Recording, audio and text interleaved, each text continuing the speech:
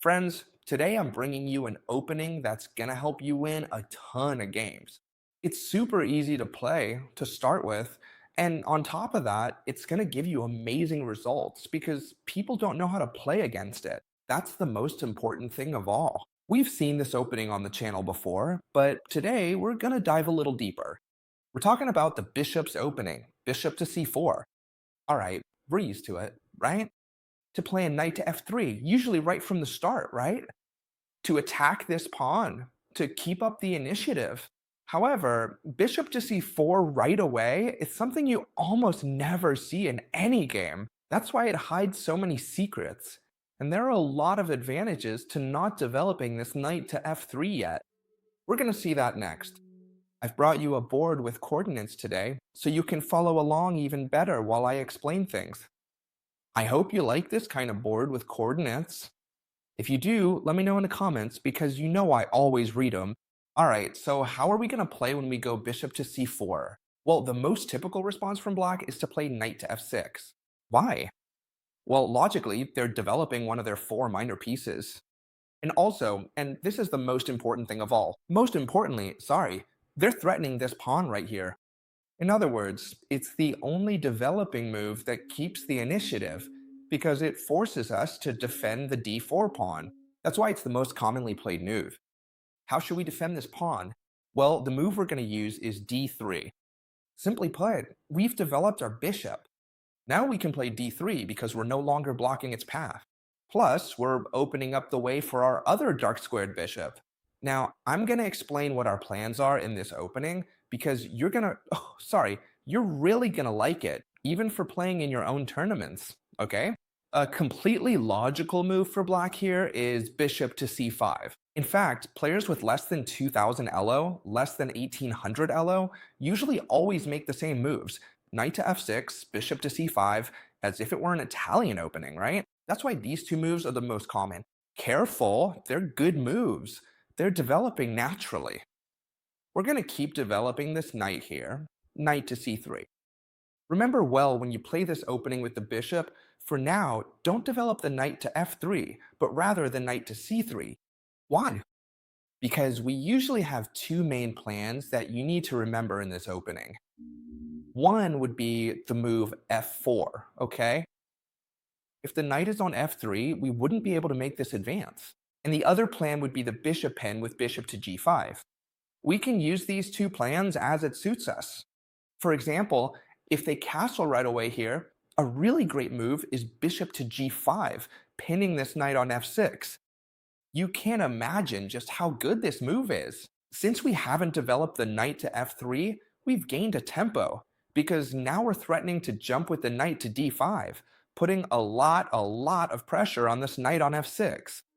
This definitely looks extremely dangerous for the black pieces, since it's tough for them to defend themselves. That is, if this pawn were on d6, they could play the knight from b to d7, but since this pawn isn't on d6, they can't come to defend this knight.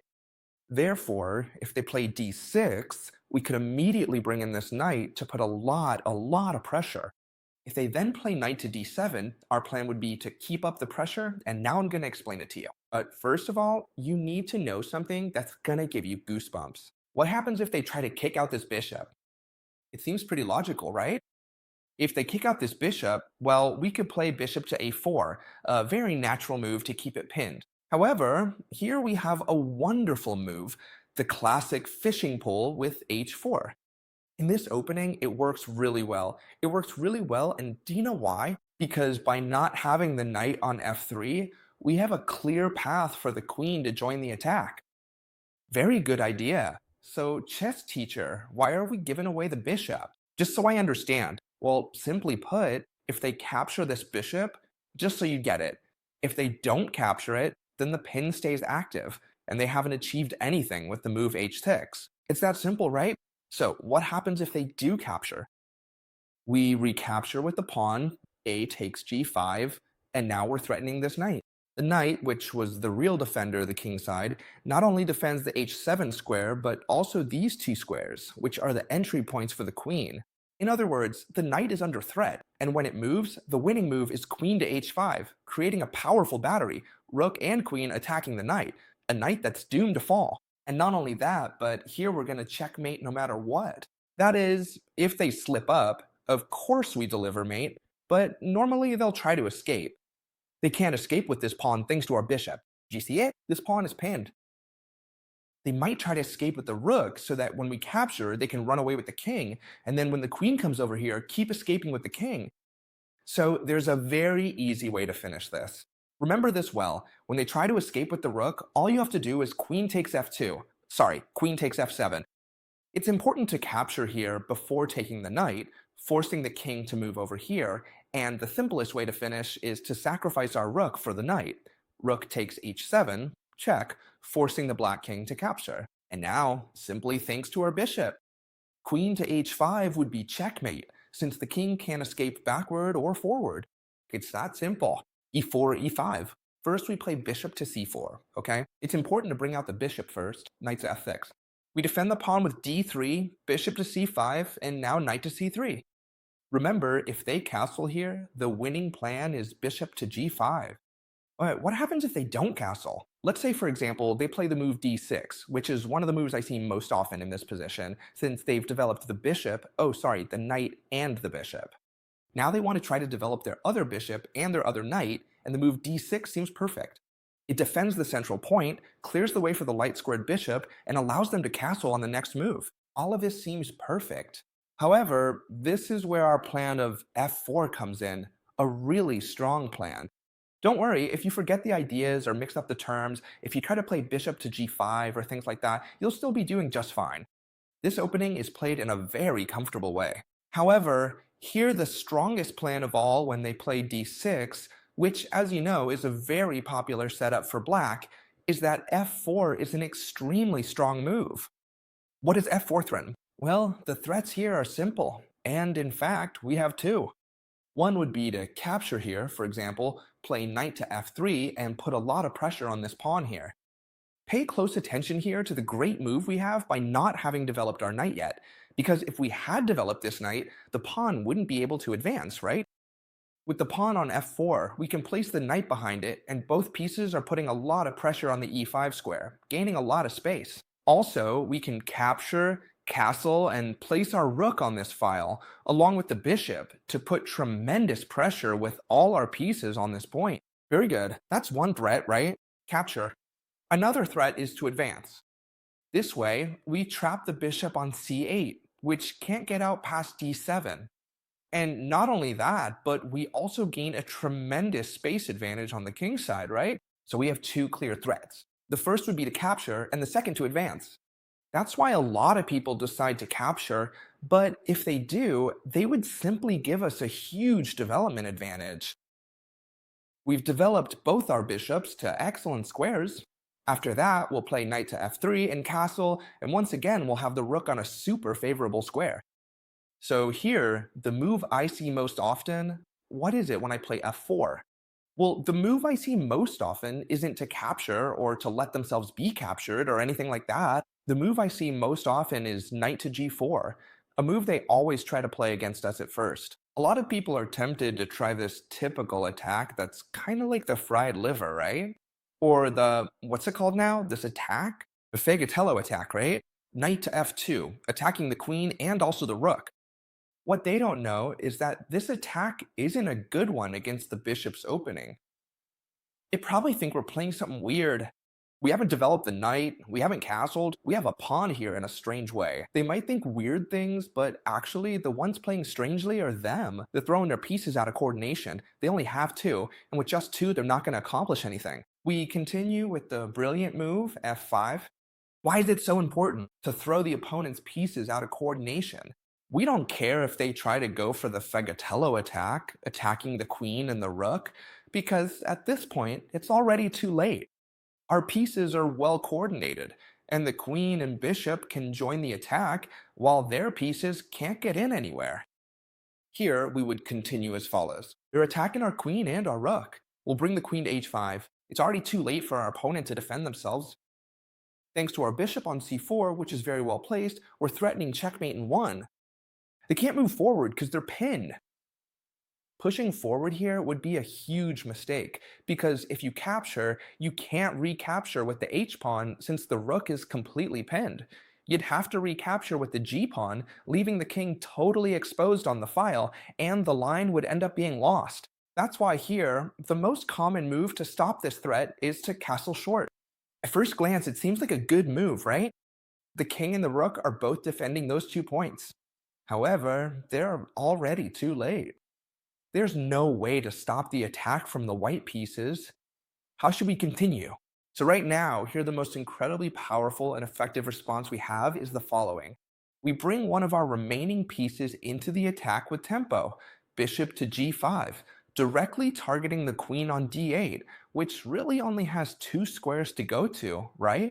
Queen to d7 or queen d8. It really doesn't matter to us where she goes. It makes absolutely no difference because we have a clear dynamic advantage. In other words, our pieces, pay attention here, okay? Knight, bishop, bishop, and queen are all attacking the enemy king.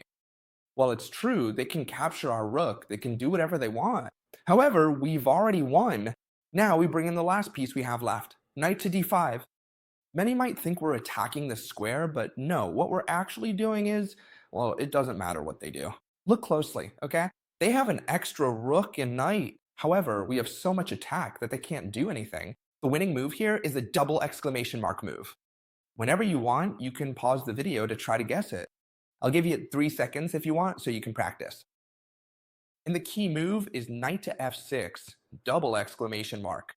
Obviously, this knight must be captured for 2 reasons. It's giving check, it's about to take the queen, and it's going to deliver checkmate. No matter what, this knight has to be captured. And once it's captured, there's no direct check, but there's the move bishop takes on f6, pinning the enemy king, and there simply isn't any move that can stop this check, and then the mate on g7. For example, knight to d6 attacking the bishop, it doesn't matter to us. Queen to g5 check, and queen to g7 checkmate. If you're more aggressive players, I recommend that when they play knight to f6 attacking this pawn, instead of the move we just mentioned, d3 defending, you go for a very interesting variation that I once talked about on the channel, although not in as much depth. The move is d4. Very, very, very interesting. It's true, we're not defending this e4 pawn and they can capture it. But this is a mistake, my friends, because after pawn takes pawn, d takes e5, this knight is going to be hard to get out, you know? This knight is hard to retreat. For example, these 2 squares are defended by our awesome pawn on e5. Here it's covered by the bishop, here by the pawn. Here it's not covered by anything, but it would have serious threat problems. That is, if it tried to retreat now, we could come here and threaten a lot, right? This knight is in trouble. So here, the most commonly played move according to the database is bishop to c5 again. Very interesting, not going to say it's not. They're threatening this f2 square again. Thanks to these videos, you're starting to lose your fear of these kinds of threats, right?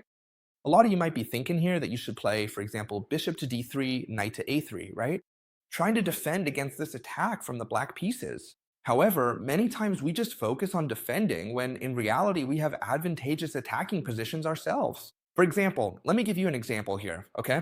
You could sacrifice the bishop on f7, check, and now bring in the queen and you'd win back this knight. So you'd end up a pawn ahead. And not only that, but your opponent's king would also be completely exposed, right?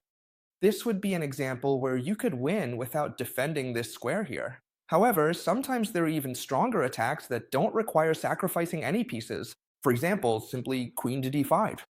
In variations of the Scotch Gambit, those of you who have studied it know that this battery with the queen on d5 is extremely powerful. We're threatening checkmate and attacking the knight. The intermediate move, knight to g5, doesn't work as a defense because we just take it and then go into f7. That's why here, for example, black should castle. But what happens if they try to castle? We can keep attacking. And how can we keep attacking? Well, for example, we could capture this knight here. All right, you might be surprised to know what the most common move for black is here. The most common move of all is, before castling, to capture while giving a check. And that makes a lot of sense. I'm gonna show you, because I'm sure many of you are thinking about it. Here, when we play queen to d5, instead of castling, you realize they can give this check, right? Because we're threatening checkmate, yes, but if they're giving check, we have to move the king. But that doesn't worry us, because we're still threatening checkmate. And once they move, we can capture this knight, right? What have the black pieces gained? A pawn, but now we're attacking a bishop that definitely has to retreat. And not only that, but now we're launching a tremendous attack on the enemy king. First of all, we develop our knight to f3, for example, and as we can see, all the pieces are coordinating to attack the enemy king. For example, here, the most common move is c6, preparing two things: the retreat of their bishop, which isn't doing much anymore, and the possible, right? The move d5 to open up the position a bit, since we have the king in the center. Makes a lot of sense. However, they don't get there in time. The winning combination here is the following: bishop to d3 so that we threaten checkmate. Many times, the threats we make create weaknesses in our opponent. They have to weaken themselves with the move g6. Logically here, it wouldn't be possible, for example, to play f5 to stop the threat, because we would capture en passant and the threat would still be there, right? They have to play g6. And what does that do? When the pawns are on white squares, no one is defending the black squares. Therefore, the bishop can get in. You might think bishop to h6 is a tremendous move. It is, but here we're helping our opponent a little. Better is bishop to g5, threatening the queen. We threaten the queen, and not only that, but here we pretty much have the game won with the next move, bishop to f6. All of this is starting to sound familiar, right? After the move d5, which is the most common, we bring the queen into the attack. I'm going over all of this so you understand how you can win, because if I just show you the three opening moves, then you won't know how to continue. I prefer to explain everything properly. And we're threatening queen to h6, delivering mate. Sorry, winning with checkmate. Here, the only move that stops it is h5. But now, I'm going to let you think for 3 seconds about a wonderful move that ends up winning the game. Come on, let's see who finds it. You can pause the video if you want to take a moment to think about it. The best move here is the brilliant queen sacrifice. Very hard to spot, my friends. Very hard to spot. Queen takes h5. Obviously, they have to take the queen, because otherwise we're coming in with queen to 8 checkmate. So when the queen is captured, look at this amazing move, huh? Knight to g5 and checkmate on h7 is inevitable. The king can't move to any square. And not only that, but there's no way to give it an escape route either. So here, no matter what black does, we simply play bishop to h7, a wonderful checkmate. Of course, we just saw that by playing d4, this more aggressive line. If they captured our pawn on e4, we would come out ahead. But the correct response from black is to capture the pawn on b4. Chess teacher, you can't leave without telling me how to play if they make the correct response. Well, here we wouldn't recapture right away. It wouldn't be a bad move, but I recommend a much better one, which is now knight to f3. A much better move. Chestershire, you're going crazy, and now you're leaving the other pawn hanging here. Our opponent has 2 extra pawns. Well, now we can get one back, right? So technically we're down a pawn, but in exchange for what? In exchange for tremendous activity. The queen is active, threatening the knight. So we have the initiative. This knight has to move. It can't be defended with d5 because we would simply capture the pawn, so it has to move. We have the bishop and the knight developed, and we're going to castle on the next move. For example, if they play knight to d6, which is the most popular response to threaten our bishop, we castle short. Situation, we have 2 pieces and the queen active, and we've already castled. Our opponent has all their pieces on the 8th rank, can't castle yet, and their knight is holding them back a bit. The best reaction for black seems to be knight takes c4, thus eliminating our bishop pair and a powerful bishop. However, here we would already have the game won. How do you feel about that? We've already won the game. The correct move isn't queen takes knight, which would still leave us with an advantage, but rather the correct move is rook to e1, a fantastic intermediate move. We check the king. How can they stop this check in 2 moves? Well, they could give up the knight, but all that would do is just delay their downfall by 1 more move, right? They can play queen to e7, giving up the queen, a huge mistake, but also bishop to e7 is a huge mistake. Why? Because it stops defending the g7 square. Queen takes on g7 is gonna win the game. Remember, for now we're down a piece. Down a piece. They've captured our knight. Even so, we're threatening the rook, and now we finish it off here with bishop to h6. And as you can see, checkmate's inevitable. What do you mean inevitable, chess teacher, if it's well defended? No, because after queen takes on f8, it's checkmate. You can't capture with the king because of the bishop, and you can't capture with the bishop because it's pinned thanks to our rook on d1. Notice how strong the rook's pin is. The sharpest among you may have noticed that after capturing this pawn, instead of playing knight to d6, they can play knight to f6, right? Which is a very natural move and doesn't block anything at all. Don't worry, because I'm going to show you a quick plan that will always work for you. Remember these ideas well, because you'll be able to win a lot of games this way. We come to pin this knight, right? With this bishop, we pin the queen. Very good. Our opponent can do anything now. The most sensible move, without a doubt, is to play bishop to e7, defending against this very strong pin. If not, we could start exchanging these pieces, leaving two doubled and isolated pawns on the 5 file. That wouldn't be a good idea. And now we change plans. Knight to c3, but why? Not just to bring more pieces into the attack, which is also true, but to castle long, my friends. Very good idea. For example, things you should know about this opening. If they attack your queen, where should you put it? If they attack your queen, you should place it on h4. Why? Because it's extremely hard to kick out from there. They can't chase it away from anywhere. Something people often try against me is h6, a move that doesn't do anything, because they're not threatening the bishop since the rook is undefended. Therefore, here a better move would be, for example, castling, right? Now they could play h6 afterwards, couldn't they? We castle long, putting the rook on the same file as the queen. Very good move. We're in a wonderful position, and from here, we're creating very strong threats. For example, bishop to d3. You don't need to memorize all of this, you just need to understand it so you can apply it in your own games. We're threatening checkmate with the queen and bishop.